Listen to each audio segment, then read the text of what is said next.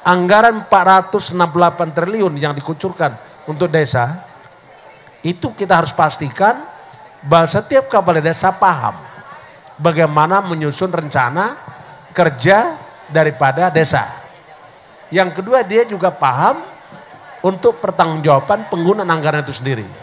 Yang ketiga adalah pertanggungjawabannya secara benar, baik material maupun formil, sehingga jauh dari perbuatan-perbuatan korupsi itu.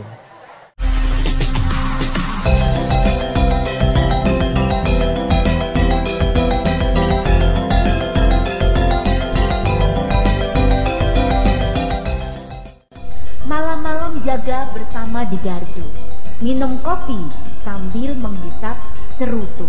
Nah, ini khasnya bapak-bapaknya. Dengan program Desa Berdaya Kampung Madu, Desa Kemelagi semangat terus maju.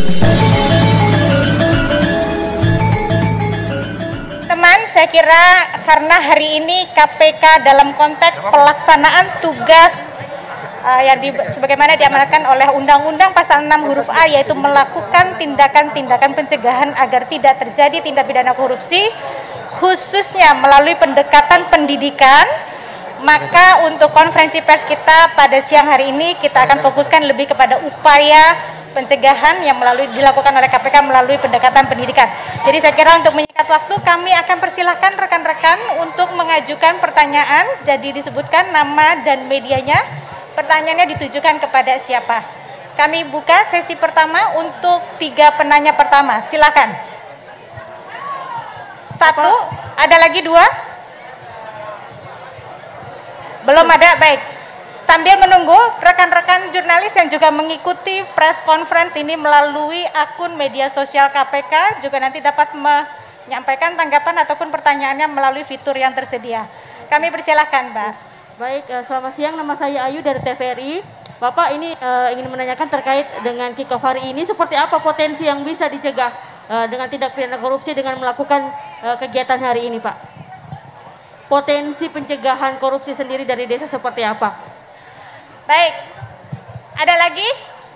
Baik, Assalamualaikum warahmatullahi wabarakatuh. Saya Putri dari berita.news. Pertanyaan saya pertama untuk Pak Bupati. Izin Pak Bupati, kedepannya seperti apa implementasi desa anti korupsi di lapangan dan program-program apa saja yang akan dilakukan nantinya untuk desa Pakato sendiri. Yang kedua, izin untuk Pak Ketua KPK, korupsi di sektor apa saja yang paling banyak ditemukan atau tindak pidana korupsi apa saja yang sangat rawan terjadi, khususnya mungkin di desa-desa. Baik, terima kasih. Ada 2 pertanyaan, jadi ada 3 pertanyaan. Oke, 1 lagi ya untuk sesi pertama. 3 dulu penanya pertama. Silakan. Warahmatullahi wabarakatuh. Ya. Saya Wandi dari Cilamis TV. Pertanyaannya, kenapa Desa Pakato dijadikan salah satu pembentukan penjatuhan desa anti korupsi tahun 2022?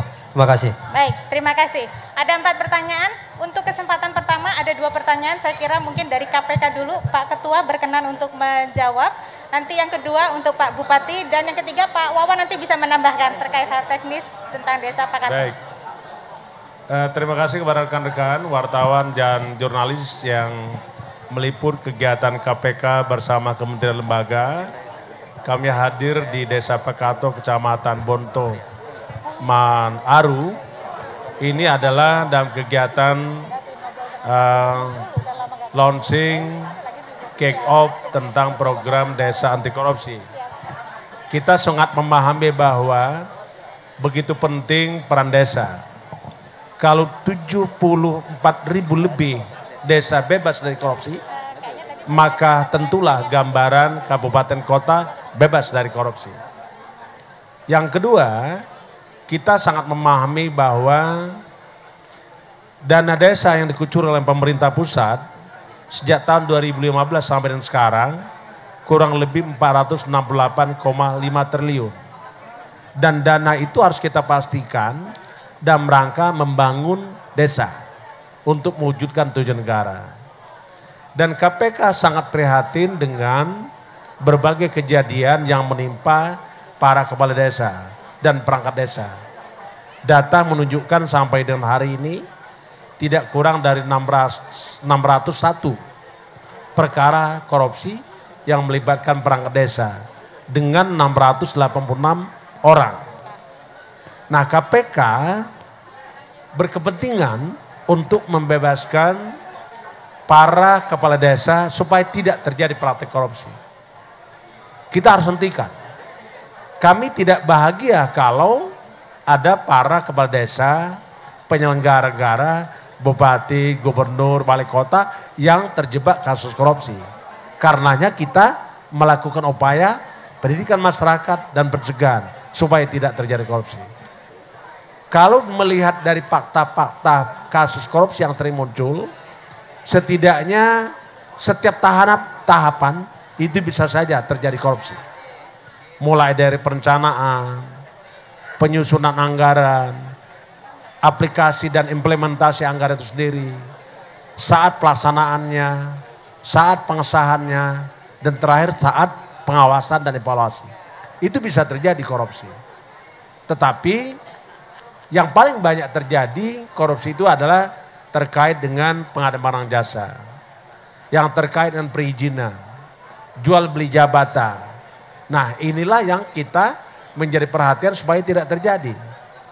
Anggaran 468 triliun yang dikucurkan untuk desa, itu kita harus pastikan bahwa setiap kepala desa paham bagaimana menyusun rencana kerja daripada desa. Yang kedua, dia juga paham untuk pertanggungjawaban penggunaan anggaran itu sendiri. Yang ketiga adalah pertanggungjawabannya secara benar, baik material maupun formil. Sehingga jauh dari perbuatan-perbuatan korupsi itu. Saya kira itu yang paling penting. Cukup ya? Kalau materi tadi kan saya kira udah cukup banyak itu. Dari sambutan saya, dari Menteri Dalam Negeri, dari Menteri Keuangan, dari Menteri Desa dan Pembangunan Desa tertinggal. Saya kira kita hadir, negara hadir dalam rangka memajukan Indonesia, memajukan kesejahteraan umum, mencerdaskan kehidupan bangsa. Dan tidak boleh ada satu gelintir pun, satu orang pun yang tertinggal dalam proses-proses pembangunan nasional untuk mewujudkan tujuan nasional kita. Saya kira itu, makasih. Baik, terima kasih Pak Ketua. Saya kira sebelum beralih ke Pak Bupati untuk melengkapi terkait dengan pertanyaan yang terakhir, saya minta Pak Wawan dulu untuk bisa menambahkan terkait dengan teknis pemilihan Desa Pakato. Ya, terima kasih. Yang saya katakan tadi bahwa tahapannya yang pertama adalah observasi. Yang kedua nanti ada bimbingan teknis dari kami semua, kemudian nanti tahap penilaian. Dan terakhir baru ditentukan apakah ini layak atau tidak menjadi desa anti korupsi. Pada saat observasi ini ada 30 desa sebenarnya. Jadi 10 provinsi ini yang pertama itu ditentukan kita bersama. Dari Kemendesa, dari Kemendagri, Kemenkyu dan dari KPK menentukan mana 10 yang tahun ini akan dijadikan percontohan. Itu dari kami. Kemudian dari 10 itu masing-masing provinsi mengajukan 3 desa untuk diajukan pada kami. Kemudian kita lakukan observasi. Dari hasil observasi itu muncul masing-masing provinsi 1 di tahun ini. Kemudian kita lakukan sampai bulan September, Oktober nanti adalah bimbingan teknis. Baru di bulan November nanti akan penilaian. Apakah semua desa ini lolos? Ya belum tentu juga. Setelah dibimbing teknis ternyata masih seperti itu ya. Saya juga atau kami juga tidak akan memudahkan ya untuk karena ini masalah labeling ya ini ya. Jadi kita lihat setelah bulan Oktober nanti setelah bimbingan teknis, kemudian kita nilai bersama-sama nanti dari Kemendesa, Kemendagri, Kemenkyu dan kami, termasuk di provinsi dan kabupaten yang terkait, kita akan lihat apakah berhasil atau tidak gitu kan teman-teman yang 10 desa ini. Ya kami berharap 10 desa ini bisa berhasil tentunya kan mengikuti bimbingan teknis dan apa yang kita rekomendasikan tentunya di sini. Saya kira itu Mbak Ipi. Baik, terima kasih Pak Wawan. Tadi ada satu pertanyaan lagi yang terakhir untuk Pak Bupati. Berkenan untuk menjawab, Kak. Baik, pada prinsipnya pemerintah Kabupaten Goa siap membackup Desa Pakato supaya betul-betul Desa Pakato ini bisa menjadi percontohan dan juga dia bisa lolos menjadi pilot project untuk desa anti korupsi.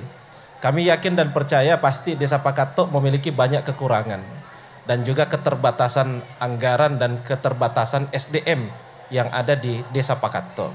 Insya Allah pemerintah kabupaten siap membackup supaya betul-betul Desa Pakato bisa lolos dan bisa menjadi percontohan desa anti korupsi. Terima kasih Pak Bupati. Saya kira rekan-rekan kita cukupkan untuk konferensi pers kita siang hari ini karena Pak Gubernur juga ada agenda yang harus segera beliau hadirkan. Terima kasih Bapak-bapak narasumber, Pak Ketua, Pak Menteri, Pak Gubernur, Pak Bupati, dan Pak Deputi. Terima kasih. Wassalamualaikum warahmatullahi wabarakatuh.